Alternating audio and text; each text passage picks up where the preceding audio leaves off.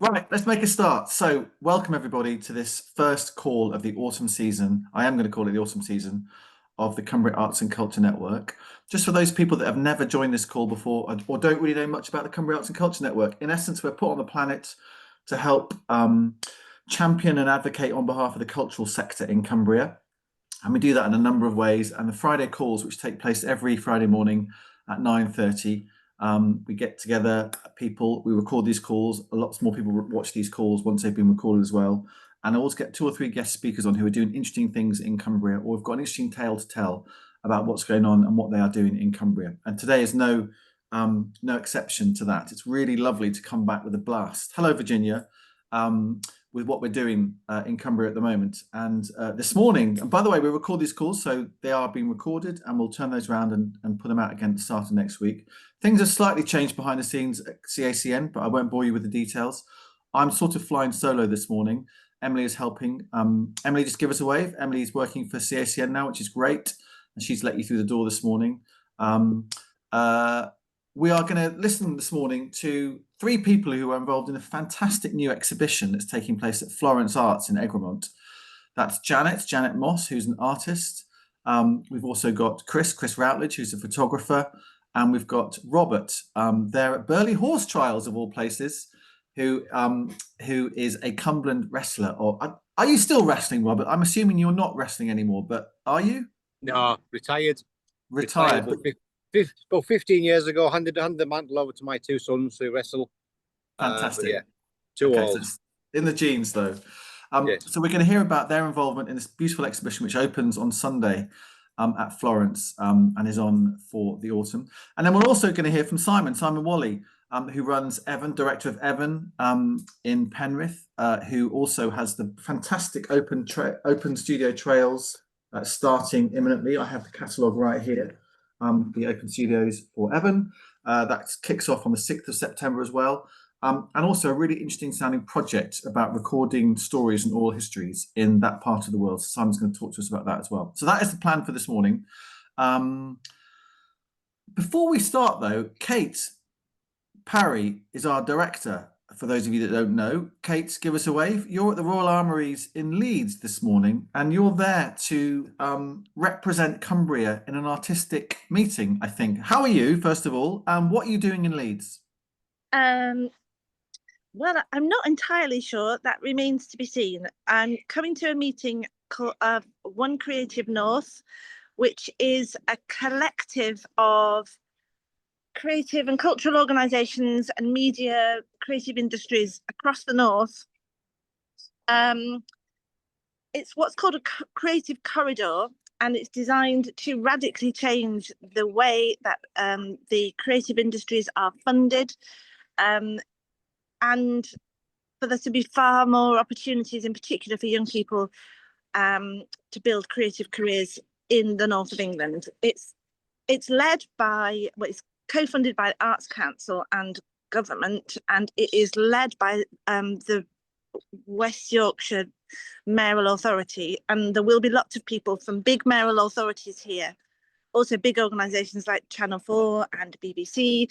And so my job, I think, as the only person from Cumbria, is to make sure that little old Cumbria doesn't get forgotten about in all of these discussions, because there is millions and millions and millions of pounds coming to the big strategic mayoral authorities, of which Cumbria is obviously not one yet. And the risk, if I don't get myself to this kind of thing, is that Cumbria is absolutely forgotten and left even further behind, not only in the dishing out of monies, but in the creation of opportunities and the conversation generally. So I've got myself here to Leeds Docks. Apparently it's the creative quarter, but there's all kinds of stuff going on, which is quite frightening for a country girl, like building work and water taxis, all manner of excitement. So yeah, I'm going to do my best to speak up, to speak out loudly for Cumbria, as you say, and I'll report back next week. Okay, and just on the serious note of Cumbria being ignored, so how come you've got a ticket to get there, and why isn't anybody else from Cumbria there? I'm not entirely sure. Can't answer that completely. went to a meeting at the Lowry of the first meeting of this creative corridor. I also commented on the first version of the report for One Creative North. There was a little paragraph at the very end in the appendix about Cumbria, and it didn't ring true to me. I thought it was just made up by somebody who'd never been, frankly. So I rewrote it and sent it back, and that's now included in the report. And ever since then, they keep inviting me to things. So here I am, and part of me thinks I may feel like a square peg in a round hole. But if we're not here, we can't change the situation. So I will do my little best. Yes, and Okay. I will be back. Okay, well, on our behalf, thanks for representing the county's interests, and I hope you're able to get your voice heard. But can I also just ask you, as director of CACN, a lot of work's been going on over the summer on a particularly brand new project that CACN is getting off the ground. So again, just briefly, for those that don't know much about See It to Be It, give us the headlines on what See It to Be It is about, why it's taking place, and what it's hoping to achieve. Can you still hear me okay? Because now Yes. the Satan's added to the mix. See It to Be It is a 2.5-year project co-funded by the Cumbrian Unitary Authorities and Arts Council. It's a county-wide campaign, really, to enable more young people to access and sustain viable creative careers. So lots of people here on the call are already involved, about 30 plus organisations across the county. We are just getting started now. The money is in the bank and it's all very exciting. Please talk more later, maybe, Tom, about the fact that we are recruiting. Hurrah! CACN is recruiting to support that project, in particular a trainee producer. So that's a sort of entry-level role, but also producers to support all of what Cumbria Arts and Culture Network does. And when I say producer, I mean that in the widest possible sense. So please have a look at those opportunities and get in touch if you can deliver on the skills that we need. Okay, and what are the three main thrusts of See It to Be It? 3 aims of See It to Be It are to connect up all the great activity that's already happening to support young people into creative careers across the county, to get ourselves into education settings to shout more loudly about what a creative career looks like, so that more young people can choose this sort of pathway. And then thirdly, to make sure that there are opportunities out there for young people to be able to piece together a creative career bit by bit. So whether that's commissions, placements, exhibitions, showcase opportunities, fellowships, visits, it's all coming thanks to the partners that we're working with. So bear with us. And please look out for the ways that you can be involved, because we are wanting to pay creative practitioners to help us with this work. That's a core principle of the project. Okay, just a couple of comments from chat. Virginia says, does the corridor still bypass Cumbria? Zoe says, does it still bypass Cumbria? Yes, it does, and that's why I'm here. Yeah. Okay. Zoe says, speak out loudly for us, Kate. Becca says, great to have you representing for Cumbria and that the real North isn't just forgotten about beyond Manchester, Liverpool and Leeds. And Zoe says, this is a very similar feeling for Dance Consortium Northwest. Cumbria felt too Northwest. I'm working on being present to advocate there too. Virginia adds, it's the loss of the LEP, the Local Enterprise Partnership. No creative and cultural voice anymore. I've tried and failed so far. And Derek says, in homage to our director, I've just eaten a ginger nut. I know you always welcome Derek's observations, Kate. It's too early in the day for biscuits, Derek. It's never too early in the day for biscuits. Right. Just last one from me, Kate, and then we'll let you go. Can you give a bit more detail on the trainee producer opportunity, please, if you can? A big part of it will be to help us connect with young people. So to help be a big part of the youth advisory group that we will set up as part of this project. Can you still hear me? Yes. Myself. Okay. The other part of it will be to help us create really imaginative social media content, but also it's not just about what we will benefit from having a young person as part of this project. It's about us providing, in fact, 3 opportunities, one after another, each for 6 months, that we will shape around the needs of the young person that we take on. So to help them develop in whatever areas they need. So yeah, that's essentially what it consists of. Okay, and the recruitment is open now, I think, for a few weeks, isn't it? If I'm able to put a link into chat before the end of the call, I'll do that. Just one creative highlight, one cultural highlight from you, Kate, from your summer. That's not fair. Oh my goodness. I saw you gushing about some opera or something. Oh yes, absolutely. Very easy. Thank you very much. Cumbria Opera Group's Cumbria Opera Festival has just finished, and it was completely remarkable and lovely, and a really precious thing for Cumbria. So if you didn't get a chance to go this year and see the Marriage of Figaro or one of the opera by candlelight or Porgy and Bess or Turn of the Screw, look out for anything that's coming from them, because they are an unbelievable group of young professional musicians doing wonderful things for the county. Yeah, absolutely my highlight. Thank you. Great, thank you very much indeed. Thank you, Kate. And Emily's very helpfully put a link into the that hiring opportunity in chat as well. Thank you. Right, Kate, are you going off to this big meeting then with the big cheeses, or are you sticking around? I'm going for a bun and a cup of coffee. All right.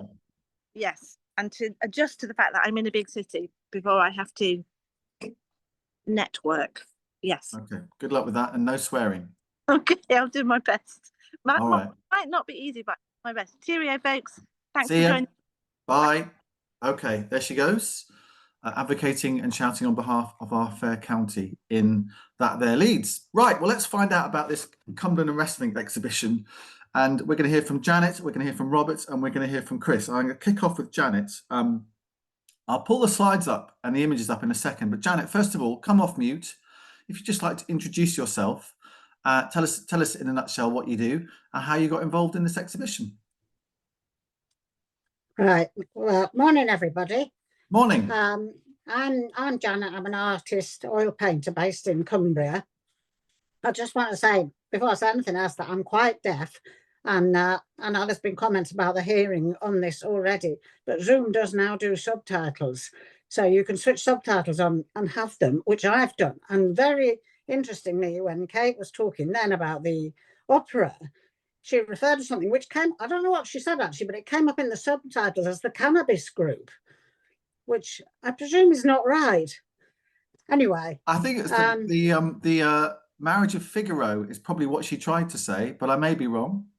I heard Marriage of Figaro came out all right, but something, Cannabis Group came up in the subtitles anyway, so I've avoided being distracted by that. So, yes, I've been in Cumbria, living here in Ambleside for 20 odd years. And I also went to school in Cumbria. I lived up at Brampton. And the time in between I spent as a surveyor, but now I'm a full-time artist. And about 2 years ago, I got really into vorticism and decided that the Cumberland wrestlers would make a fantastic subject. And so I started a series on Cumberland wrestlers. Do you want me to talk more about that, Tom, or is that enough for introduction to me? Right, what I'll do, Janet, that was a lovely introduction, by the way, is I'll pull up these slides, because the very first slide that I'm going to show everybody, once I start to share my screen properly, is one of your paintings, I think. So perhaps you'd just like to talk us through this painting. Yeah, sure. So this is called Broken Hold, and I'm sure Robert will talk more about actual wrestling, but basically in Cumberland wrestling, it's a form of backhold wrestle. So you have to keep your hands together behind your opponent's back. So there's no punching or shoving or dropping people on the head like they do in America and all of that sort of thing. And if a part of your body above the knee touches the ground, or the knee, or you lose your grip, then you basically lost that particular bit of wrestling. So this one is called Broken Hold. Like all of my photos, it is based on something I've actually seen. So I'm not making these up, however extraordinary they seem. And this is Broken Hold. So the guy in red has lost his grip, and that's the end of that bout. Okay, right. Well, we'll get into the rules of Cumberland wrestling and all that sort of stuff in a second. But I'm just going to go through some of the slides in the gallery first of all. So this is you putting together the gallery, Janet, and the Yep. exhibition. I can see Yep. Broken Hold on the right hand side. Indeed, there's Broken Hold. And I sort of started, you can go, there's a vague sequence to what would happen during a wrestle. So at the far left, you've got a handshake, and it always starts with a handshake, it always ends with a handshake. I'll let Robert talk more about wrestling. All of these are done in oil paint, though. And I'm strongly influenced by geometry and movement, which is what I'm trying to emphasize in my paintings. And that's why it's so fantastic that we've got Chris and we've got the Wrestling Association and the embroideries, which I'm sure we'll come on to, because there's so many facets to it. And it's not just about what I'm looking at, it's the whole thing. I saw some Cumberland wrestling taking place at the Cockermouth show a few weeks ago. I'm always intrigued by the young boys who are just starting out, and sometimes you get those amazing discrepancies of sort of size and weight, which I'm sure all the different classifications try and smooth out. But it's always interesting to see sort of the respect and the demeanour of young boys wrestling as well. It feels to me like Cumberland wrestling sort of teaches you manners to some extent. Is that a fair comment? Is that to me? Yes. Yes. Yes, absolutely. I mean, it's fantastic. I suppose it's a martial art in a way, but yes, there's a lot of respect involved. There's a lot of camaraderie. They help each other. You know, I've seen, you know, small girls beat big boys up to a certain age. Boys and girls wrestle together, and then they wrestle separately, and it's done by age. And then when they get older still, it goes into weight categories. Yeah. Okay. There's Chris. We're going to come back to Chris in a second. And also we'll talk about the embroidery in a second as well. I love the fact that this has been created. Janet, whose idea was this? Well, it was Sue's idea. She's the director at Florence, who's been an absolute star in the whole of this, bringing it all together. And we were going to get one made, and I was looking at it and thought, you know, they're just rubbish, actually, the ones people get made. So I did it. And there's another one actually that we're going to be taking to Egremont Crab Fair, which is slightly smaller, because this ended up being too big for us to move it around easily. But that is Sue and the new manager of Florence Arts Centre trying it out for the first time. I love it. I love it. I love it. I'm going to be having my photograph taken out for sure. That's Excellent. Great. All right. I wonder, Robert, whether you who's the best person to speak about the embroidery? Is that yourself, Janet, or is that Robert? Well, you could hand over to Robert for a. Robert, yeah. Are you able to join the call and just share us a few thoughts? Yeah, there he is. Okay, Robert, Yeah, tell us a bit about yourself. Tell us a bit about yourself first of all. Pleased to join the call. Morning, everybody. As Janet's got in touch with the Wrestling Association, I'm the chairman of the association. So I was pleased to get in touch, and we've been working with Janet and with Chris and the Florence Arts Gallery to put this together. Looking forward to going along myself once I come back from Burley. Just quickly, I mean, my dad wrestled in 1965, 66, 67, probably. And then I took it up in the 80s, and now my sons do it as well. And as you do, you go to watch your sons, and then before you know it, you end up helping out, judging, refereeing, and before I knew it, I ended up on the governing board, and then now I'm chairman. So, if you want a job done, ask a busy fella, is what they say, don't they? No, a fantastic sport, traditional. There's 4 academies at Wabberthwaite, at Rothbury up in Northumberland, Carlisle Academy, and Kendal. And you mentioned the junior wrestlers there. The junior sections is our highlight at the minute. Massive entries at whichever show or sports or carnival or fair you go to. This coming Thursday's Westburn show, a massive event, and then obviously Egremont Crab Fair coming up as well.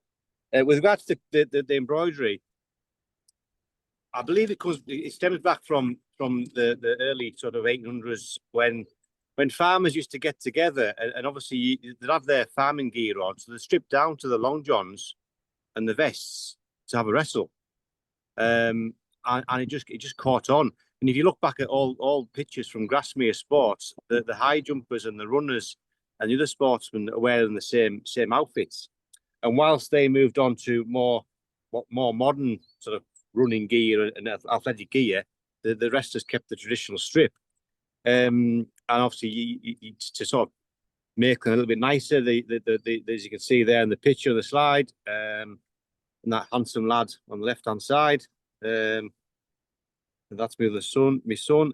Yeah, so you can see the embroidery. A lot of the competitions have costume competitions. So a lady or man comes out of the crowd or part of the show and judges the best costume, and therefore a lot of the ladies and put a lot of work into the embroidery with all this really. So I mean, we have. I'll admit. I mean, there was times when I was a young lad. I would prefer to wear shorts and a shirt, maybe a little bit self-conscious. Other times I was proud to wear it. We have took that on board as an association, slightly relaxed the rules a little bit. You need to wear them for championships, but you don't need to wear them. It's not compulsory, but you do see a lot of people, a lot of juniors still wear them because they like wearing it and it's comfortable. So who's that? That's me. 2003 at Grasmere Sports. I just won the 14 stone title. It's one of my highlights of my career. Fantastic. And you know, what is the art of Cumberland wrestling? Is it chess but with muscles?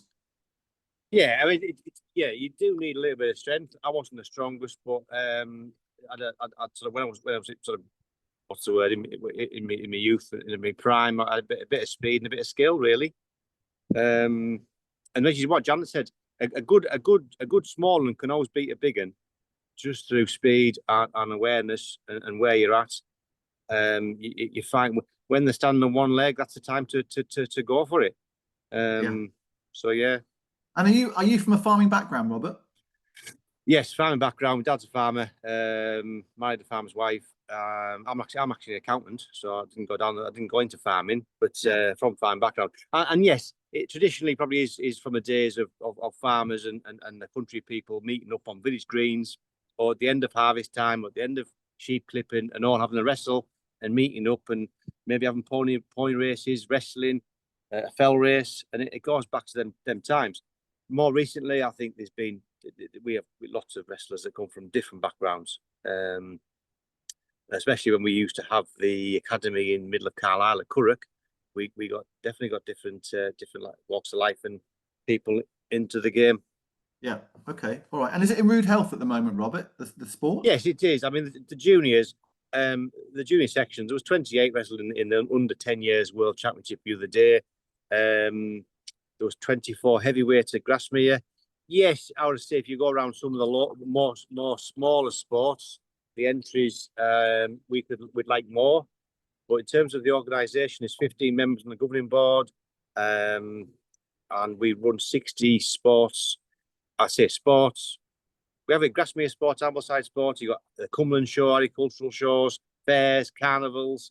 There's lots of different places that will ask for wrestling to be put on. And they put up the prize money, and the wrestlers compete for prize money, and spectators come and watch it. So we're putting on entertainment as well. So it is popular. We got a visit from British Wrestling, and that's British Wrestling that look after all types of it. And they were saying they have 5 events a year, and we said, well, we do 60. Yeah. And it's just fantastic. So yeah, no, it's going okay. Great. All right. Well, just stay there for me, Robert. What are you doing at Burley horse trials, by the way? Just we've been for the last 2 or 3 years. My daughter's into eventing. Wrestling's relatively cheap sport. Eventing isn't. She includes a visit to Burley horse trials to watch the. So she's not competing, but we're just spectating. Fantastic. All right. Chris, again, I can only see one face at a time. So Chris, hopefully you're still there. There he is. Chris, great to have you with us as well. Just introduce yourself, Chris, first of all, because we're looking at one of your beautiful images. Well, I'm a photographer. I started out as a writer. I was actually an academic for quite a while. And then about, I don't know, 15 years ago, maybe a bit more, I just started getting more and more interested in photography, and I started making various projects and so on, and people started buying my prints.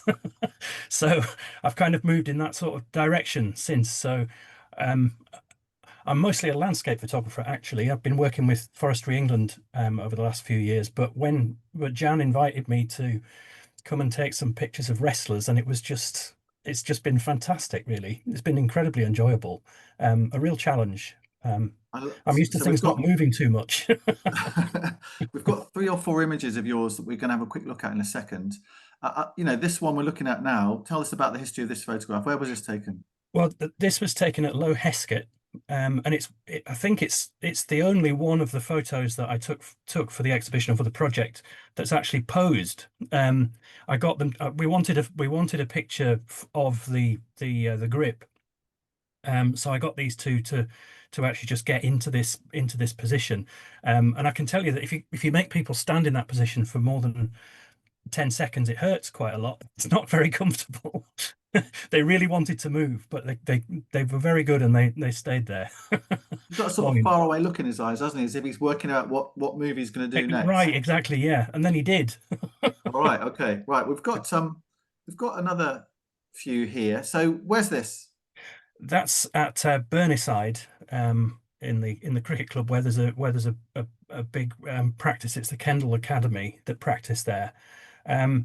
One of the things I wanted to do with this was there's quite a lot of photos of wrestling that are done outdoors, but also it's kind of classic sports photography. What I wanted to do was try something a little bit different and try and photograph them with. This is actually done on a large format camera, so it's on a tripod, big sheets of film, kind of difficult to do. It's what I use to do landscape photography. It's what I know. So using those cameras to do sports photography is kind of ridiculous and stupid, but as long as you work with the limitations. So this is a double exposure, basically. It looks like dance when everybody is practicing together. And I wanted to get the movement into that, and the best way to do that, I thought, was to do a double exposure, which I'm very pleased with that one, actually. It's lovely, isn't it? Yeah, absolutely. We've got a couple more. Same location? Yeah, same location. Again, the other thing you can do is just kind of longer exposures. So this is like probably half a second or something like that.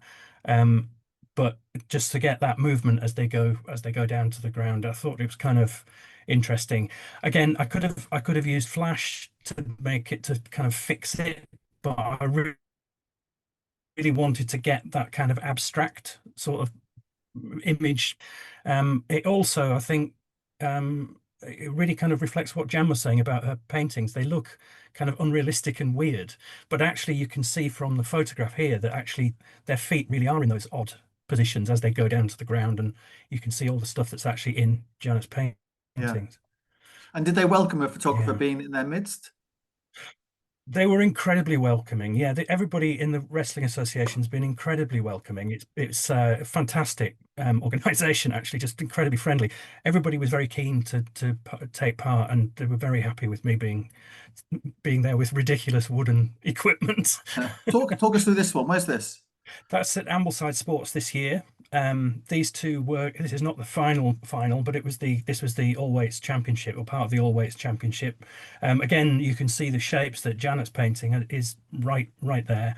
And again, what I was trying to do here. There's a lot of older photographs of wrestling, and obviously it would have been done with cameras such as the one that I'm using, with the crowd behind and all the rest of it. And I wanted to do that, but of course in this modern setting, so you get the kind of look of the old photographs, but with the modern cars behind and the crowd in modern clothes. I thought that was quite an interesting thing to do. So yeah. I think this is a fantastic photo. I'm very pleased with that. One of the things that's difficult, because it's sheet film, I only took 8 sheets of film to the Ambleside Sports, and that's one of them. So I think I managed to get something like 3 that were usable at the end. Right. So quite a good hit rate, really. Okay, I love the sort of concentration of the umpire. Is it umpire or referee? I'm not sure. I should. Referee, I think. Is that Robert will be able to. That's the referee. That's Tom Harrington. Tom Harrington's 48-time world champion and still refereeing. I mean, I was on the microphone at Ambleside Sports, and I looked to my left, and he is Chris with his camera, and this cloak with the cloak that goes over him. And I think I used the line "crash bang wallop, what a picture," because it was just like in the movies back in the day. And I was thinking, that's what you're using that for. Do you want to borrow my phone? It takes pictures. And Robert, just to be clear, Robert, the guy who's about to hit the ground is about to lose that little round of wrestling. Is that right? He's just about to lose to his big brother. That's great. That's Graham Brocklebank getting put down by his big brother Thomas Brocklebank. Yeah. How annoying must that be? Yeah, and Thomas went on to get beat in the final. So, Okay, which was probably annoying to Graham. Yeah. So and Thomas Brocklebank is a big lad as well. yeah, there's some serious strength in that photograph as well, isn't there? Yeah, yeah. I think it's yeah. I'm very pleased with that. It's yeah. I think kind of as I say, just trying to capture the shapes that the bodies make as they're falling through space, and it is a really lovely thing to be able to do. Actually, I'm very pleased. And all with that. these images, Chris, are in an exhibition at Florence, are they? Yes, they are. Yeah. I think I've got something like, I think there's 10 or 11 photos in the exhibition. So yeah. Fantastic. All right, so I can now look at chat now that I've stopped sharing my screen. Just looking at what people have put in chat there. Roger Robson, yes, who I know writes about it. Yeah, lovely book on the history of the sport. Sue asks, do women get involved in the sport? Robert. Yeah, I think I mean, when I wrestled, I think girls could enter, but it was just mixed right through in the men's categories, and they could just have a go. In 2003 was when we first introduced ladies categories, and now you'll have under 10s or even under 8 years old, under 8, under 10s, under 12s are mixed, and then after that, as you can understand, as bodies develop, we split them up, and you have girls under 15 years, under 17 years. You can have ladies 10 stones, and then you've got ladies open, ladies heavyweights. So yes, we do have separate categories, and it's going well. It's going well, and we've got 2 ladies world championships as well. So not just sort of restrict that to the men's. So it's fantastic. All right, lovely stuff. And Janet, if I can just come back to you, Janet, did you get involved in curating and pulling together the exhibition as well as your paintings as themselves? Tell us how that all came about. Yes, I did. To my surprise, actually, because this is my first exhibition, and I thought that all you had to do as an artist was a load of paintings, and then you'd just, deliver them at some point and go back for the opening. But it hasn't actually been like that, and I've had to do loads of other stuff, getting other people involved. So we've also had the embroidery project, and that's been a lot of local creators that have done separate embroideries. I've been at Florence the last 2 days, just putting it all together, and we have got a fantastic display. And on Sunday, to which everyone's invited if they want to come on Sunday, we got the Wrestling Association doing a demonstration at 12 o'clock at Florence, and then there's a light lunch after that. So all of you are most welcome if you'd like to attend that. So yes, it's definitely been a collective effort putting it all together. Excellent. Well, I'm going to be coming along on Sunday, and I'm aiming to make a podcast episode for Behind the Scenery, which is my podcast series that I make for Cumbria Arts and Culture Network. I think we're on episode 34. I did one last week about Tully and the reopening at Tully and how it's gone there. So fingers crossed, Robert, Janet and Chris, I shall actually meet you face to face, which will be lovely in itself. And we can see where we go as far as recording a few grunts and groans, I suspect, of some wrestling going on, as well as the artistic side of the collection as well. I'm just looking at the press release in front of me, Janet, and it says the exhibition runs from the 7th of September to November the 2nd, and it's open every Friday, Saturday and Sunday. Is that right? Yes, I think the only day we're going to close is the day of the Egremont Crab Fair, because we're going to go and do something up at the Crab Fair with the wrestling. Excellent. Okay, have some actual wrestling in action. I think it's a tremendous looking exhibition. I love your artwork, Janet. Thank you. And Chris, I think your photographs are full of energy and movement and almost the abstract nature that also Janet captures in her paintings as well. And Robert, it's really, really interesting to hear. It must be it must be a great thing for you to feel that this is being exhibited, and the sort of story of Cumberland wrestling Cumberland Wrestling is being promulgated. Absolutely, yeah, no, it's brilliant. As I say, when Janet got in touch, we were delighted to sort of try and help out. And as I say, if you want to come along on Sunday, Tom, and get your kit on, we'll have a wrestle with you. I will be at Burley. I apologise to Janet. I am at Burley, but my big brother John, he's going along with my son Mark, and they're going to do the demonstration. So brother John will pick you up and throw you around if you want. I'll get my embroidery needle out first of all. Fantastic. Lovely to have you all with us. Do stick around, and good luck with the exhibition and you know, as it goes forward in the weeks and months ahead. And I think they'll get a lot of publicity this as well. I think it's really interesting and such a beautiful Cumbrian exhibition and Cumbrian theme and subject matter as well. So thank you ever so much. Great stuff. Thank you.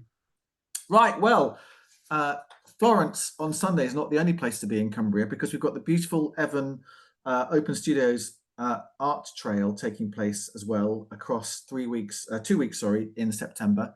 It's organised by Simon Wally, who is very much the man behind a number of these over the years. So Simon, as you introduce yourself, I shall get your slides and get the flip book ready as well. So tell us who you are, Simon, and tell us a bit about Evan as well. Grant, thanks, Tom. Hi, folks. Yeah, I'm Simon Wally. I'm a youth and community worker by trade and a wildlife photographer, nature photographer, and a sort of artistic angle about the last 13 years or so. And then in 2016, we set up Evan, excuse me, Eden Valley Artistic Network, really to create a group that was supporting local artists. We know there's loads of high quality, brilliant artists across Cumbria. Interesting what Kate was saying and the meeting Kate's gone to. We know we're here, we know we're getting on with things, but we felt a bit disconnected at times, and that a network would be great for the group. And that was 2016. We did an exhibition, thought that'd be it, 50 of us.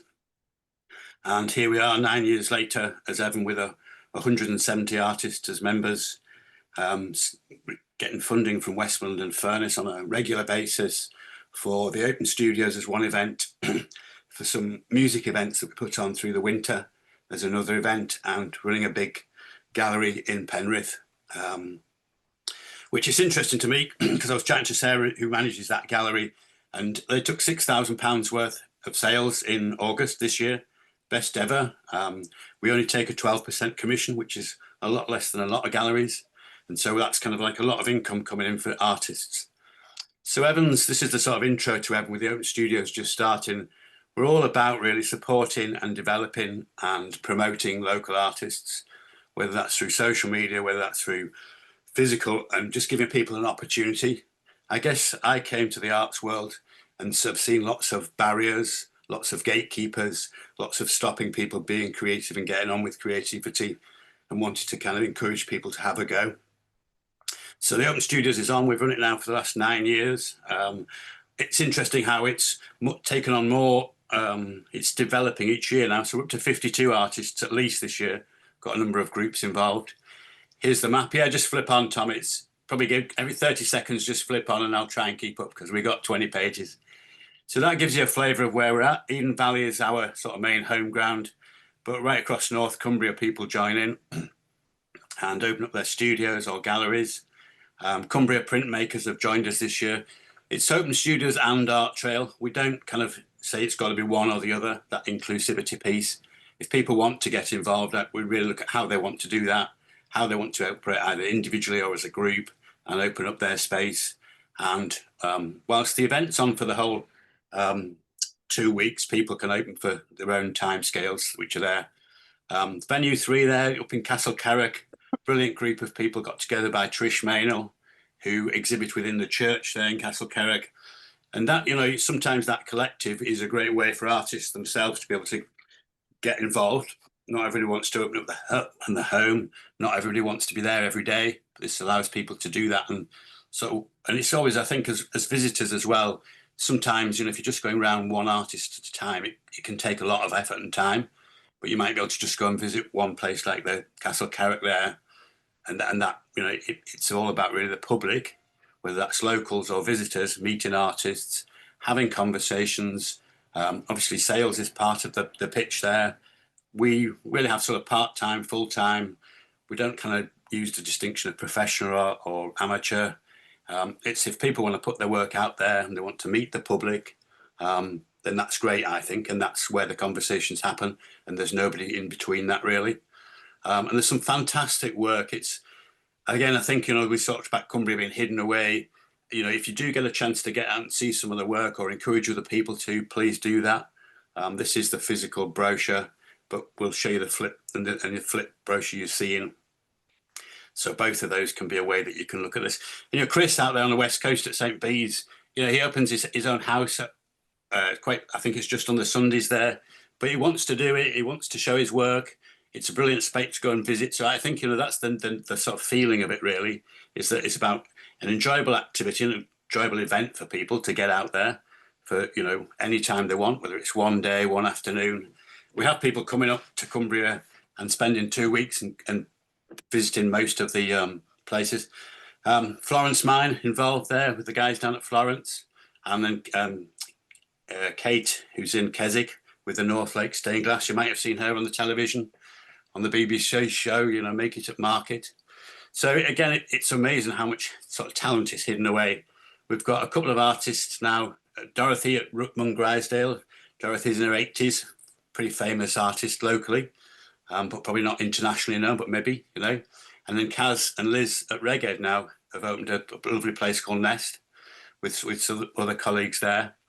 So it's interesting how the bigger spaces are also now getting involved a bit through the artists. It's the artists that are making this happen. And then down in Tyrrell, we've got Jimmy and Hayden, long-standing artists, sculpture and painting. They put on their own trail in May as well within Tyrrell. And then Lizzie is just up the road from me here in Penrith, so she just opens up her own home just for the trail.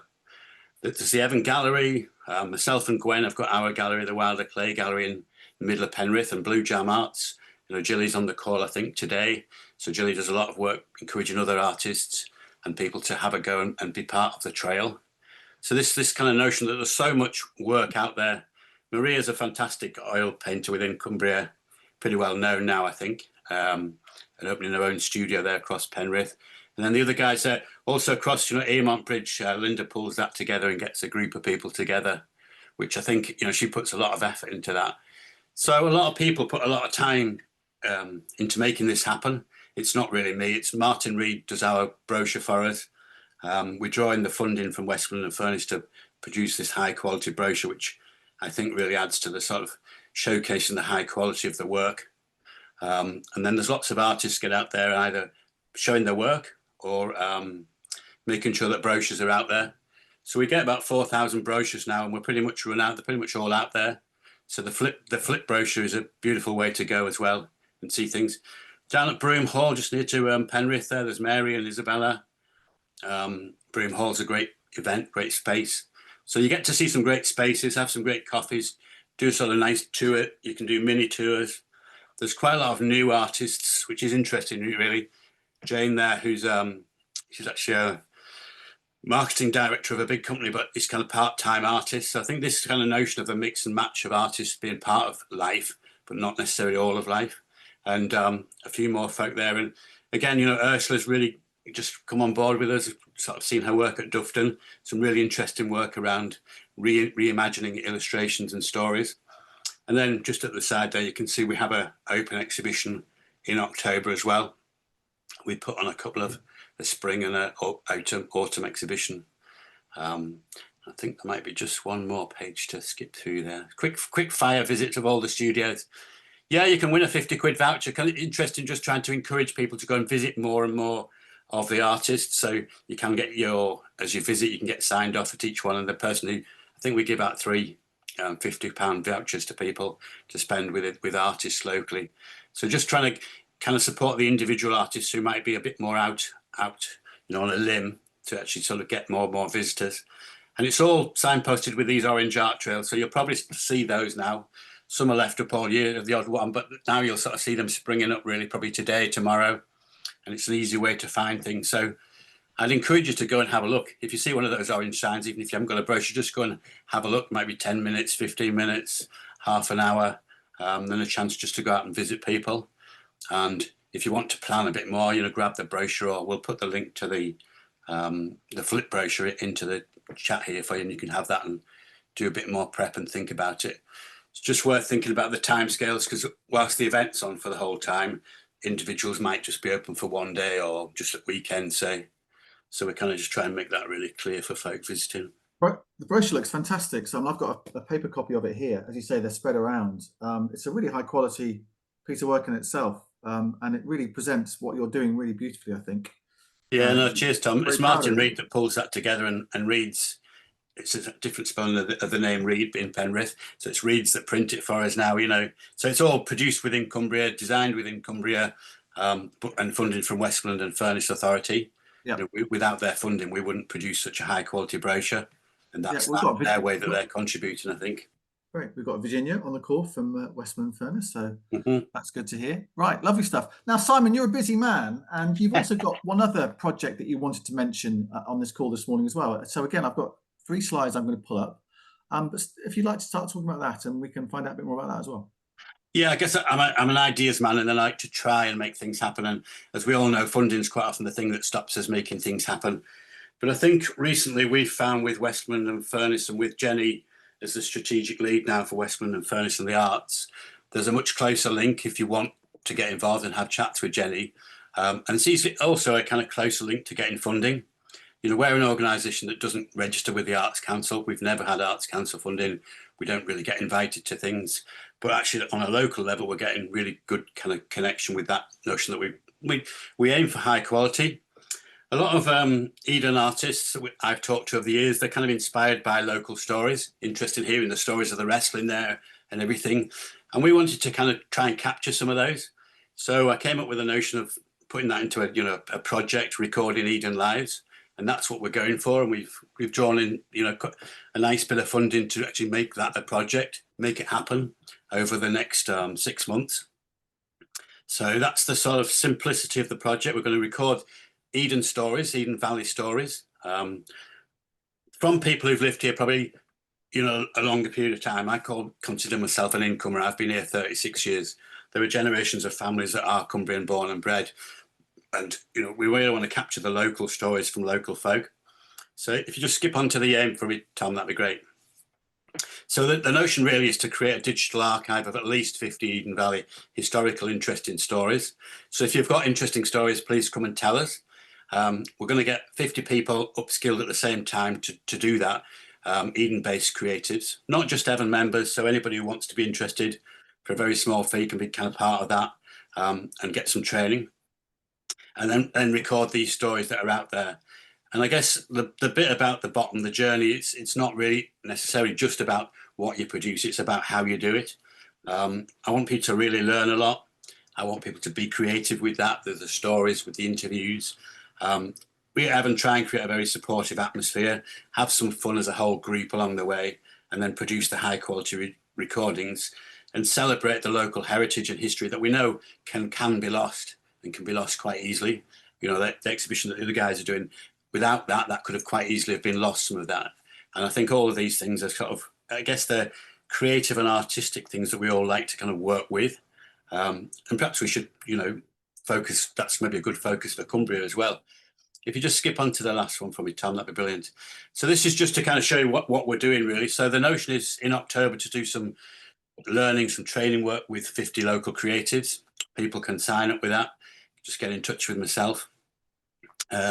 Tom on the call here for us. Tom's obviously worked at the BBC, been involved in great projects in the past around interviewing folk, the listening project, etc. So Tom's going to run some workshops for us around just using a simple phone and Audacity, which is a free program, and how you create a high quality recording from that. A lot of you might have seen and heard Helen Millican on the radio. She also teaches in the local school in Penrith. Works with the BBC and lots of interviews.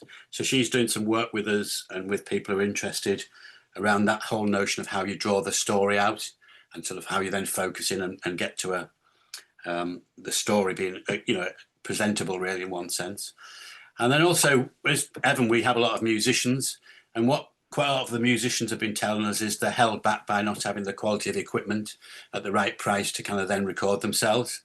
So as part of the bid, a sort of musical side to the bid, we'll be kind of buying a multi-track recording desk. Tom, one of our directors, will be doing some training with that. And that will then allow people to record live local bands. That piece of equipment and some other bits of equipment we're gathering in will be available to Evan creatives, sorry, any creative in the area as a bit of kit going forward. So I think that's another legacy that comes out of the project. And then really November through to March, through to about January, we'll be doing the interviews, and then we'll be kind of producing everything together and having a launch event at our gallery in late February, early March. Is kind of driven by the funding streams from central government and West London Furnace. And that's that project. And that should keep me busy for the next 6 months or so, I think. Very much so. I should have mentioned that I was involved in that project as well for transparency reasons. But yeah, once upon a time, I did a lot of recording of people talking about themselves and talking about interesting things and talking about interesting stories. And it's so much easier these days with technology as it is to do that kind of thing.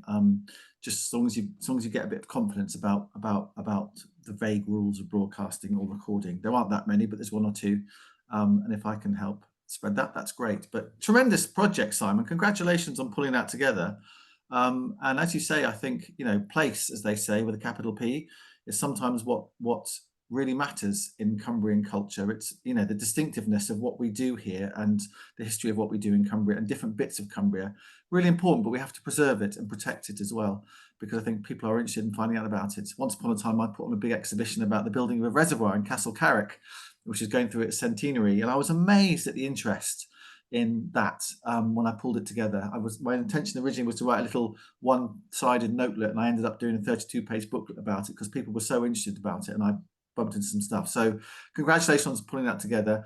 And again, the Open Studios Art Trail, I can't recommend it enough. The quality is astonishing and the variety is great as well. So if you get a chance to go over between the 6th and 21st of September in the Eden Valley around Penrith and beyond, it's a great place to be. And I think 1 or 2 people provide cake and cups of tea as well. So your thirst can be quenched and your appetite can be satisfied, or something like that. Great stuff, Simon. Thank you so much for that, and good luck with those projects going forwards.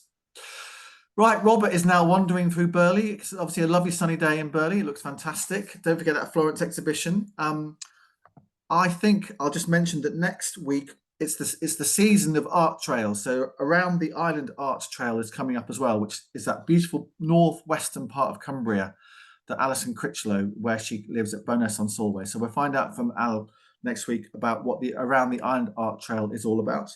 I'm also going to hear from Stephen Ray. One or two of you might know of Stephen Ray. He's written a folklore book about the Lake District, which sounds fascinating. I've got a copy myself, actually, which I've started flicking through. So lined up already for next week is Al to talk about the Around the Island Art Trail and Stephen to talk about his new folklore book. So that is the plan. Before we finish, has anybody else got anything else they want to mention about anything they're doing, anything we should be visiting, anything that they want to plug or promote? Zoe has always got something cooking in the background. What are you doing, Zoe? Hi, sorry, I had my screen off. I was listening intently. I'm just working on an application deadline as well at the same time. I can Excellent. multitask. Yeah, so I've been involved this week with 2 projects. One is World Fun Fair Month. It's World Fun Fair Month this month. World what? I can't speak. World Fun Fair Month, which Right. basically is a small organisation that is aiming to destigmatise a little bit and to celebrate the showman community. So showmen are very, very different in terms of the Gypsy Traveller Romany communities, both equally interesting. But the showman community, there's a small exhibition at the Intro pop-up shop on Paternoster Row in Carlisle. I'm helping to work alongside the activity bus and Michelle Russell. She's also been on some of these calls. And it's a beautiful display of history, of local heritage and history of the showmanship, basically. And around the city of Carlisle, you'll see window displays where shops have got involved, all on a voluntary basis. It's all self-funded by the activity bus. And they're hoping that they'll create a legacy every year so that there can be a celebration of World Fun Fair Month each year.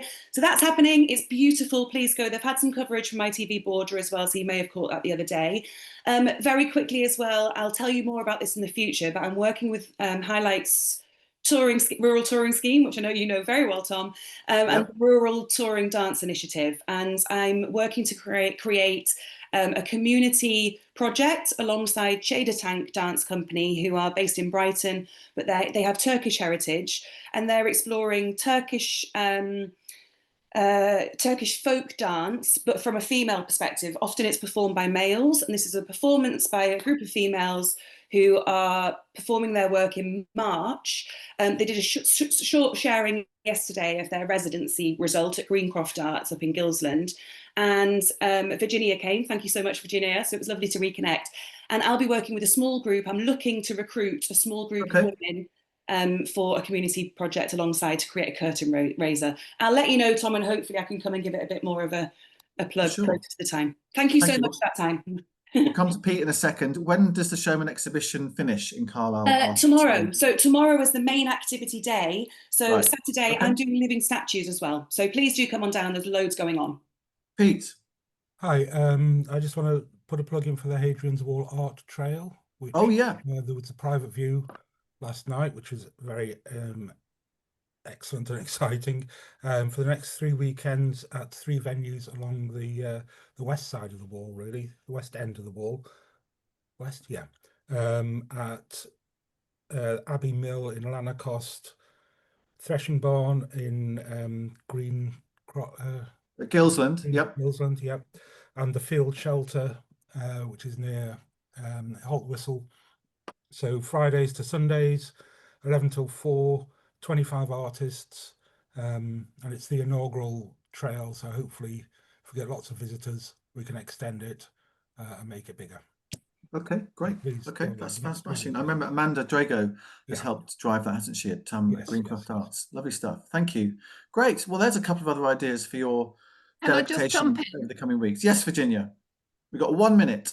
Yeah, I'd just like to say, just in advance, you may have seen, if you read certain papers, Athelstan, King Athelstan, has come to the fore of being sort of very important. In the 12th of July, 927, at Emont, possibly Bridge, there was a conference between this King Athelstan of Wessex and a group of leaders of other polities locally. So there was Irish, Welsh, Scots, all the other ethnicities, languages and cultures came together and agreed peace under the overlordship of this English king. And this has been credited with the beginning of England. Now that's an interesting thing, 30 seconds, isn't it? Virginia, However, 30 seconds. Yeah, okay. We are on the case locally because you'll have seen a lot in the press. We're taking a way of doing that this is a prequel to the United Kingdom, and that the people who are present at this are as important as the king who became the overlord, and that the presence of those people is still in our landscape, still in our place names, still in probably our DNA of a lot of the people we've been talking about today, and that we in Westmoreland and Furness are going to be leading a project which I hope artists will get involved with to explore and celebrate those things. Excellent. So something to look forward to and build over the next year or so. Lovely stuff. Thanks very much, Virginia. Thank you, everyone, for your time this morning. Thank you very much in particular to Janet and to Robert and to Chris and to Simon for telling us about those exciting things going on. Have a good weekend. Lots going on. Catch you again soon. Cheerio.